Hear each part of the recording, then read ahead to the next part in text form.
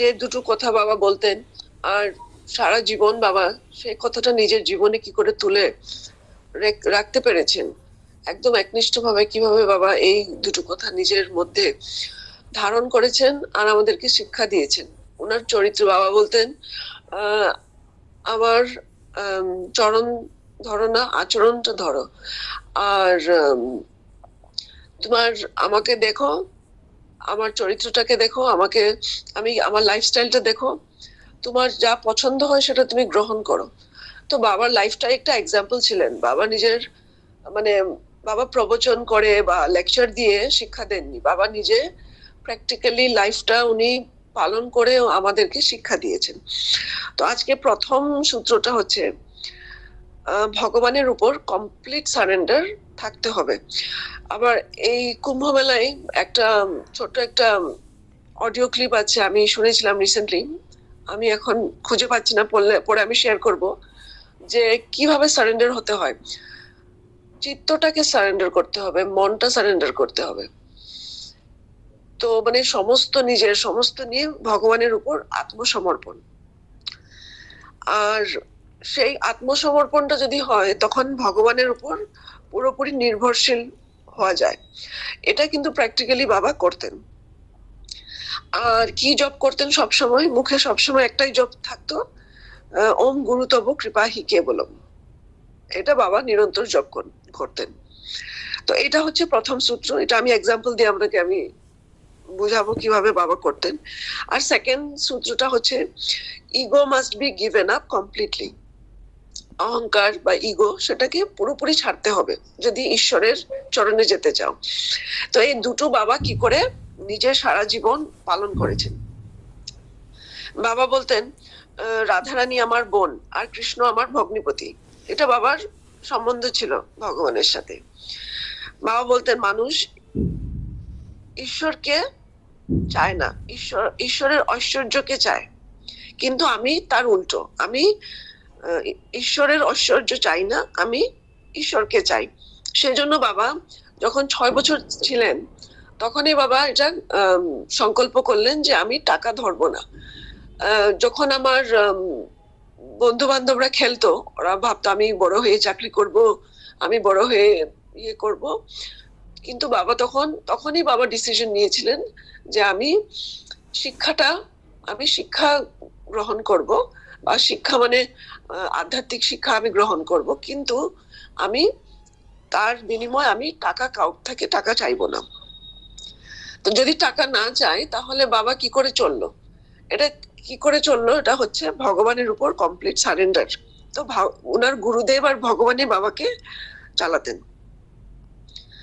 তো যখন বাবা বিদেশে যান, ওনার গুরুদেব ওনাকে একটা চিঠি দিয়ে লন্ডন পাঠান 1925 বাবা যান বিদেশে। 34 ইয়ার্স বাইরে থাকেন, বিদেশে থাকেন, আর 1959 ঘুরে আসেন। এই যে 34 বছর বাবা থাকেন, পুরো বিশ্ব ঘুরেন, পুরো কন্টিনেন্টস। আর বাবা আগে পুরো দেশের লিস্ট করে নামগুলো বলতেন কোথায় কোথায় বাবা গেছিলেন। আপনার ইউরোপের সমস্ত দেশ, north America, south America, Africa, Australia, তারপর সোভিয়েত রিপাবলিক, এদিকে আপনার তখন Germany, east Germany, US Germany ছিল, তখন বাবা বলতেন বন গেছি, বার্লিন গেছি। এইভাবে বাবা সব দেশের নামগুলো বলতেন। তো আমি একবার বাবাকে জিজ্ঞেস করেছিলাম যে বাবা তুমি যে বিদেশে ঘুরতে, তুমি কি করে ঘুরতে? তোমার তো টাকা ছিল না। তো বাবা তখন বলতেন আমি যেখানে যেতাম কোনো ভক্তের বাড়িতেই থাকতাম। ভক্ত ইংলিশ হলেও মানে বিদেশি ভক্ত হতো, আর অনেক সময় আমাদের ভারতীয় ভক্ত হতো। তো বাবাকে কি করে মানুষ চিনতো, বাবার কি করে নাম ছড়িয়ে গেছিল বিশ্বে। তো বাবার একটা বিশেষ গুণ ছিল যে বাবা যেখানেই যেতেন উনি ধন্বন্তরী রূপে, কোনো যদি কারো ব্যাধি থাকে, রোগ থাকে, বাবা ঠিক করে দিতেন। তো সেইভাবে বাবার নাম একটু ছড়িয়ে গেছিল যে এই বাবা কাছে গেলে তোমার যে কোনো রোগ তুমি সেরে যাবে। তো বাবাকে ভক্তরা এক বাড়ি থেকে আরেক বাড়ি, এক দেশ থেকে আরেক দেশ, সেভাবে নিজের ভক্তরাই নিয়ে যেত, আর বাবা সবসময় ভক্তের বাড়িতেই থাকতো। একবার বাবা আমাকে বলেছে, যখন আমেরিকায় ছিলেন তখন একটা মা নাকি বাবাকে বলেছে স্টপ টকিং, যখন বাবা বিছানায় উঠে কথা বলছিল। বাবা বলল এটা খুব মূল্যবান কথা। তখন থেকে আমি যখন বিছানায় উঠি শোয়ার জন্য, আমি কারোর সাথে কথা বলি না, আমি বিছানায় ওঠা মাত্রই আমি শুয়ে পড়ি। এই কথাটা একটা বিদেশি একজন মা, আমেরিকার মা বাবাকে শিখিয়েছিল যে স্টপ টকিং। এই কথাটা বাবা নিজের জীবনের সঙ্গে সঙ্গে অনুকরণ করলো। তো আমি একবার বাবাকে জিজ্ঞেস করেছিলাম, তো বাবা তুমি বিদেশে কি খেতে, তোমার কি খাওয়া দাওয়াতে অসুবিধা হতো, আর তুমি কি ড্রেস পরতে, এরকম যেরকম এখন ড্রেস পরো সাদা ড্রেস সেরকম পরতে নাকি? তো বাবা অ্যাকচুয়ালি নিজের লাইফ স্টোরি সেভাবে কি করে থাকতেন খুবই কম আলোচনা করতেন। কিছু ইনফরমেশন পাওয়া তো খুবই রেয়ার ছিল। তবে একদিন বাবার খুব মানে ভালো মুডে ছিলেন, ওই মুড ছিল তখন আমি সুযোগটা নিয়ে জিজ্ঞেস করলাম। তো বাবা বলতো হ্যাঁ আমি ব্রেড খেতাম, খাদ্যর মধ্যে ব্রেড খেতাম, আলু খেতাম, তো এগুলো সিদ্ধই খেত প্রায়। আর বাবা তখন লং প্যান্ট পরতো। তো আমি তখন আর একটু জিজ্ঞেস করলাম, বাবা তোমার কি তখন চুল কিরকম ছিল, তোমার কি দাড়ি ছিল, এসব জিজ্ঞেস করতাম। তখন আর বেশি আমাকে কিছু বলিনি, কিন্তু আমি বুঝতে পারলাম যে তখন বাবা যেরকম সাধারণ মানুষের ড্রেস করে সেরকমই সাধারণ ড্রেসে থাকতেন। তখন আমি বাবাকে একবার জিজ্ঞেস করলাম, বাবা তুমি যখন বাবা একবার লন্ডনে এসেছিল 2011-তে, তখন আমি জিজ্ঞেস করেছি যে তুমি কোনোদিন কি সিনেমা দেখেছিলে বাবা? বাবা বলছে না আমি কোনোদিন কোনো সিনেমা দেখিনি, আমি কোনো ধরনের আমি কিছুই করিনি, তবে হ্যাঁ একবার আমি সার্কাস দেখতে গেছিলাম। তো সেটা বাবা বললো। তো এভাবে বাবার একটা খুব সিম্পল লাইফ লিড করতেন, আর সবসময় জগতের মঙ্গলের চিন্তা করতেন। সারা বিশ্বে ঘুরেছেন, সবসময় মঙ্গল করতেন। আর যখন লন্ডনে এসেছিল 2011-য়, তখন অনেক ভক্তরা বসে বাবার সাথে যখন গল্প করছিল, তখন বাবা শেয়ার করলো যে আমি আগে খুব এক্সটেম্পোর স্পিচ দিতাম। তো আমরা জিজ্ঞেস করলাম যে এই এক্সটেম্পোর স্পিচটা কি কি হ্যাঁ যে যা টপিকে, আধ্যাত্মিক টপিকে আমাকে বলতে চাই, আমি সেই টপিকে কথা বলতাম। তাহলে তখন বাবার যা গলা ছিল, যা ইংলিশের উপর বাবার কন্ট্রোল ছিল, তো বাবা কি ধরনের স্পিচ বলতো আমরা শুধু এটা কল্পনাই করতে পারি। তো বাবার স্পিচ একটা দুটো স্পিচ রেকর্ডেড আছে যখন ইন্ডিয়াতে আসে। একটা হচ্ছে আপনার ইয়েতে ব্রহ্মকুমারীর আবু মাউন্ট আবুতে একটা স্পিচ দিয়েছিল, সেটা মানে ভাগ্যক্রমে রেকর্ডেড ছিল। আর আরেকটা স্পিচ ছিল আপনার মহাকুম্ভ মেলায় নেত্রকুম্ভে বাবা একটা ছোট্ট স্পিচ দিয়েছিল, সেটাও রেকর্ডেড আছে। তো এই স্পিচ গুলো দেখলে মনে হয় যে বাবার কিরকম তখনকার দিনে কি করে বাবা স্পিচ দিতেন। তো সেটাই একটু আমি একটু মানে বুঝতে পারলাম বাবার লাইফস্টাইলটা। আর 2011-য় বা যখন অনেক ভক্তরা মানে সমাগম হয়েছিল, এদের মধ্যে বাবা মানে বাবা ঠিক গোপালের মতন বসা, চারিদিকে মারা বসা, বাবারা বসা। তখন বাবা ওদেরকে বলছিল আমাদেরকে, আমি তোমাদের কোম্পানি গুড কোম্পানির জন্য এসেছি, তোমাদের এত গুড কোম্পানি সেটা আমি পাওয়ার আমার সৌভাগ্য হয়েছে, সেজন্য আমি এসেছি। মানে বাবা ভক্তদের গুণগান করছেন। তখন বাবা বলছে আমি তো গুড কোম্পানি না, তোমরাই গুড কোম্পানি। তখন ভক্তরা হেসে বললো বাবা তুমি গুড কোম্পানির থেকে উঠতে, তুমি সব থেকে ভালো কোম্পানি বলে একটু মানে ভক্তরা খুব আদর করে বাবাকে বললেন। তো সেরকম বাবা যেখানেই যেতেন সবাইকে একদম আপন করতেন। আর যেরকম বাবা যে সাধনাতে যখন 1959-এ ঘুরে এসেছেন, ওনার গুরুদেব দেহ ছাড়েন, তারপর বাবা আসামেই প্রায় থাকেন। তো কামাখ্যাতে 8 বছর বাবা সাধনা করেন। তখন এই লাস্ট যখন বাবা কামাখ্যা ছিলেন, তখন আমি ছিলাম বাবার সাথে। তখন এই কথাটা বাবা আমার সাথে শেয়ার করেছিলেন।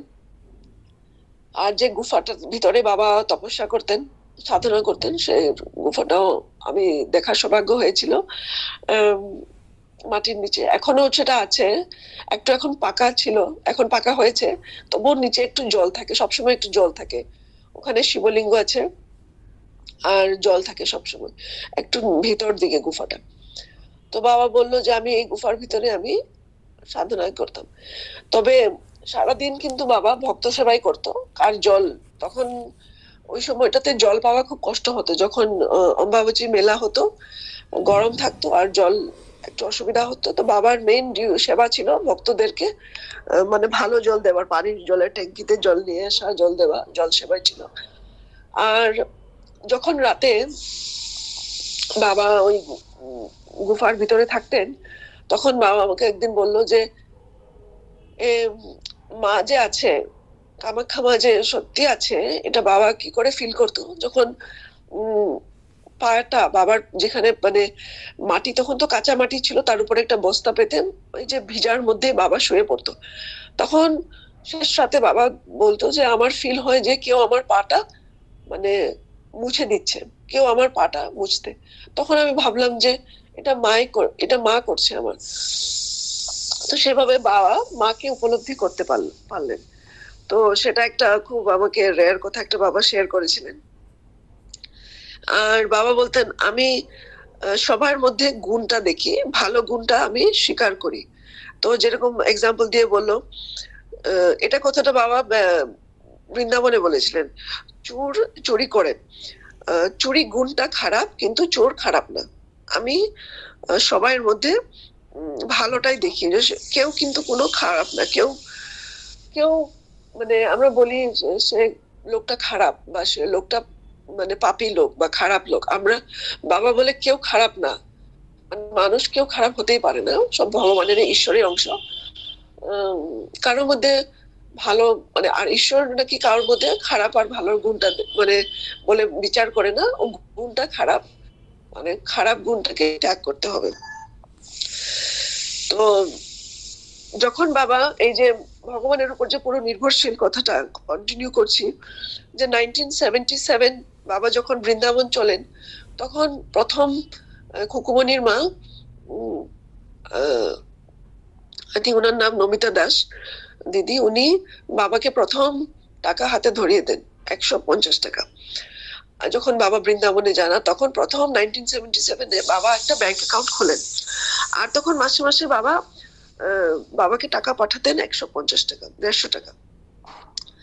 তো বাবা আমাকে বলেছিলেন যে তার মধ্যে মানে 70 টাকা বাবা নিজের জন্য খরচা করতেন খাওয়া দাওয়াতে, আর বাকি 70 টাকা ভক্ত সেবায় লাগাতেন। কারো ডাল লাগলো, চিনি লাগলো, তেল লাগলো, বাবা কিনে দিতেন। তো সেভাবে বাবা এই যে সেবা ভাবটা, তো মানে কিভাবে টাকা থাকুক কি না থাকুক সবসময় সেবা করতেন। একবার বাবা ভাবলো, সংকল্প করলো 1979-এ বৃন্দাবন ছাড়ার আগে যে বৈষ্ণব সেবা দেবেন। তখন বাবার হাতে 1 কোটি টাকাও ছিল না, কিন্তু যেহেতু বাবা সংকল্প করলেন, পরের দিন একজন 1 ট্রাক মানে মানে সামগ্রী নিয়ে আসলেন, এসে বাবার সামনে রেখে দিয়ে চলে গেলেন। কোথায় চলে গেলেন বাবা টেরে পেল না। ওখানে সমস্ত রান্না বান্নার সেবা ছিলেন, ডাল, চাল, তেল। বাবা সেই সামগ্রী নিয়ে সারা দিন আর সারা রাত বাবা ভক্ত সেবা দিলেন, বৈষ্ণব সেবা দিলেন, আর শেষ রাতে বাবা নিজে সেবা নিলেন। সেটাই ওই সেবাটার পরে বাবা বৃন্দাবন ছেড়ে কাশিতে চলে আসেন। তো এগুলো বাবার লীলামৃত। আর এটা হচ্ছে কমপ্লিট সারেন্ডার, কি করে বাবা ভগবানের উপর পুরোপুরি নির্ভরশীল, মানে প্রুফ করে দেখালেন যে টাকার দরকার হয় না। আর একটা কথা, ego must be given up completely, নিজের অহংকারটা ছাড়তে হবে। বাবা দেখলাম যখন শেষের দিকে লাস্ট 10 বছর আগে, বাবা 2025-এ দেহ রাখে, তার 10-15 বছর আগের থেকে বাবা সবাইকে বলেন যে আমার কোনো শিক্ষা নেই, আমার স্কুল এডুকেশন নেই, আমি ইলিটারেট, আমার কোনো শিক্ষা দীক্ষা নেই। তাহলে বাবার সমস্ত যা কিছুই বাবার জ্ঞান, সেটা সমস্ত বিসর্জন করে দিলেন। আর সেটাই একটা দরকার, যেটা ইগোটাকে, অহংকারটাকে কমপ্লিটলি মানে ছাড়ার এটা একটা উপায়, যে আমার কিছুই নেই, আমি কোনো শিক্ষা নেই, আমার কোনো জ্ঞান নেই, এই কথাটাই বাবা সবসময় বলতেন। আর সবাইকে যদি কোনো সাধু দেখেন বা ইয়ে করেন, তখন বাবা ওনাদের থেকে জ্ঞান নিতেন, নিজে কোনো জ্ঞান দিতেন না। এটা আমি কুম্ভমেলায় দেখা, এই 2013-তে যখন হরিদ্বারে কুম্ভমেলায় যাই, আমি বাবার সাথে ঘুরেছি। প্রত্যেকটা তাঁবু তখন বাবা ঘুরতেন নিজে হেঁটে। আর তাঁবুর মহন্ত বা সন্ন্যাসী বা সাধুকে দেখে বাবা ওদেরকে চেয়ার, ওরা নিজের আসনে বসতেন, বাবা সবসময় মাটিতে বসতেন। মাটিতে মানে আসন নিয়েও না, একদম পুরো মাটিতেই বসতেন। হাত জোর করে ওদের থেকে বাবা প্রণাম করে ওদের থেকে যা কিছু উপদেশ বা যা কিছু মানে বলার ওনার থেকে বাবা শুনতেন। এই নম্র ভাব, আর যেখানে বাবার কোনো অহংকার, এই বাবার কোনোদিন পরিচয় দেয়নি। তো এই বলে আমি আজকে এখানে বিরাম করলাম। কোনো ভুল ত্রুটি আপনারা ক্ষমা করে দেবেন।